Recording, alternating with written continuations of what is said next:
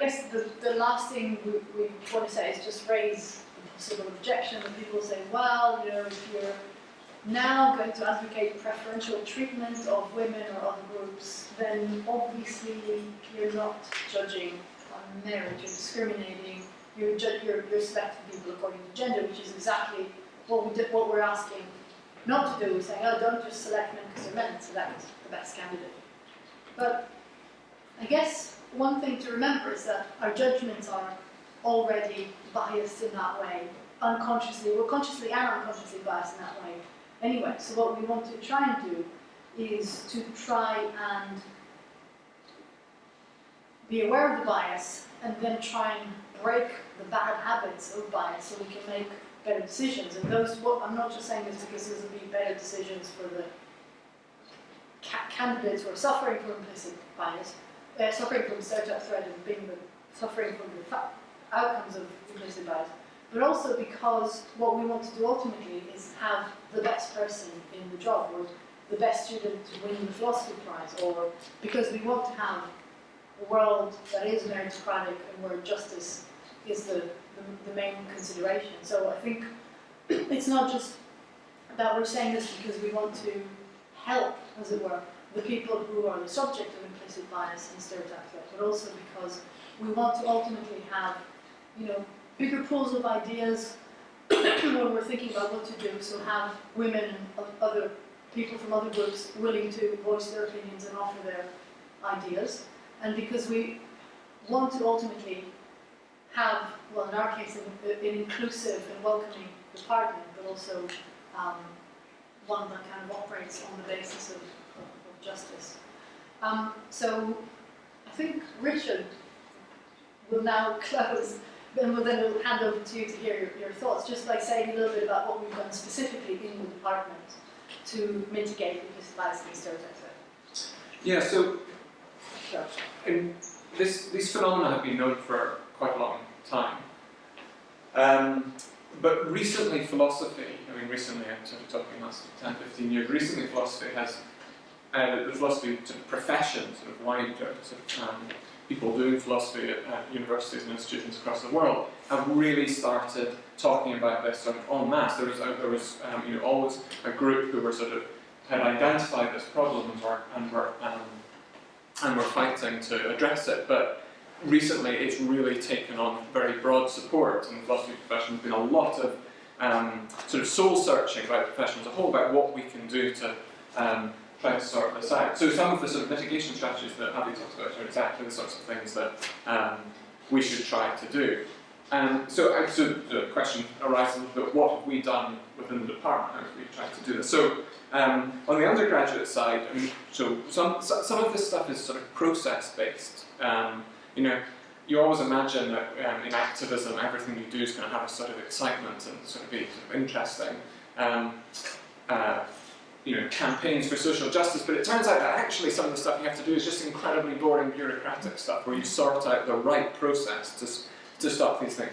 And actually, I think that's something that's been a little bit underappreciated, particularly with implicit bias and stereotype threat. There's a lot you can do to mitigate the effects of this by getting the procedures right. So in undergraduate teaching, anonymization is the big one. Anonymization at as many points as we possibly can, in such a way that it isn't going to impede the sort of teaching that we give you. Can absolutely, completely anonymize every aspect of teaching, because there's quite a lot of interaction that has to go on. But so anonymization is one of them. But one of the other ones is trying to address this problem that we've sort of heard about, sort of language used in the classroom, and that might be excluding people, or just sort of ways that you teach that might exclude people, who you call on first, who you sort of help to develop their point, and who you sort of, and who you don't. Those sorts of things are important things for lecturers and seminar leaders to be aware of. So this is one thing that we've done as a permanent members of the department have sort of been discussing this a lot and been talking about it a lot in department meetings, but also PhD students who do teaching, so the teaching assistants who do the, take a lot of the seminars. That's part of the training, is in these mechanisms of implicit bias and stereotype threat, and ways to mitigate that in teaching, just to be aware of it, and so on. But I think it's also something we're sort of going to ask you to help with as well, or in your seminars, to be aware of it, because it's not just the person who's in the position of leading the seminar who can address this problem, or who can sort of contribute to the problem.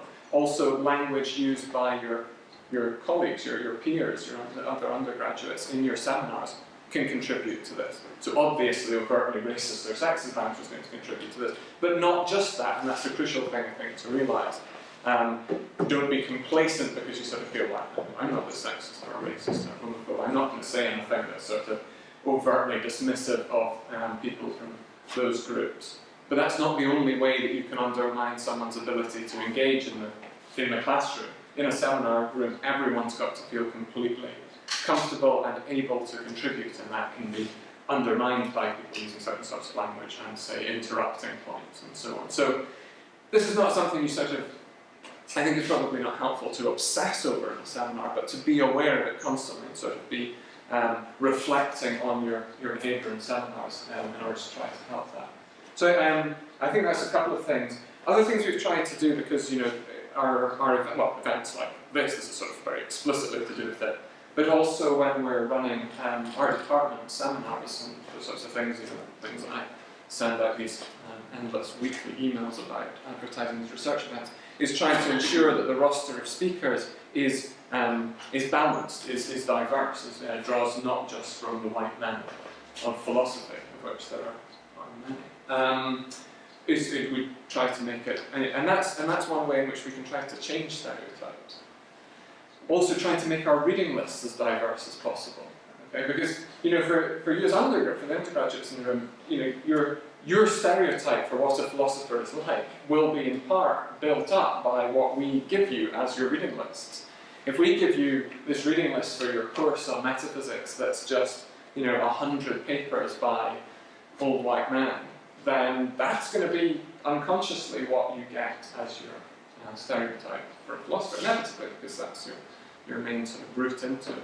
So one thing we've tried to do as much as possible is to make the reading lists for courses diverse, so that there's representation in that. So those are some of the things we've done. We've done other things that are particularly to do with PhD students, but we've talked about those with PhD students, and there are not a huge number here. So I won't go into those in detail, but these are some of the things we're thinking about. But one of the reasons we wanted to do this session today is not just because we want to change things within our department, within the teaching that we do for all of you, but you're going out into the world, at some point in the next year, 2 years, 3 years, to take up jobs, and you're looking to move quickly into positions where you're hiring people, or assessing people, or becoming a line manager to someone, or leading a team that involves people. That probably seems a long way off, I don't think about it too much at the moment, but being aware of these problems is sort of crucial to making sure you do those sorts of jobs fairly. Yeah. Well, one thing I was thinking about is that we've talked a lot about hiring and promotion and about what happens when we assess your work. But I guess when we think about kind of culture more broadly, that's another place, as it were, where these kinds of interventions can be really useful. So last time we held this session, people were saying how hard it was to call on people and say, hang on, that's a bit sexist. Well, not really, that's very sexist, or that's racist, or you can't say that. But I'm really interested to know in what areas in your life, and that I think includes any area of your life, not just your kind of the academic stuff that we've been talking about. Do you think this stuff might kind of come in handy, or might be useful for you, or have you seen glimpses of this in any particular situation? So we'd really love to hear your thoughts now.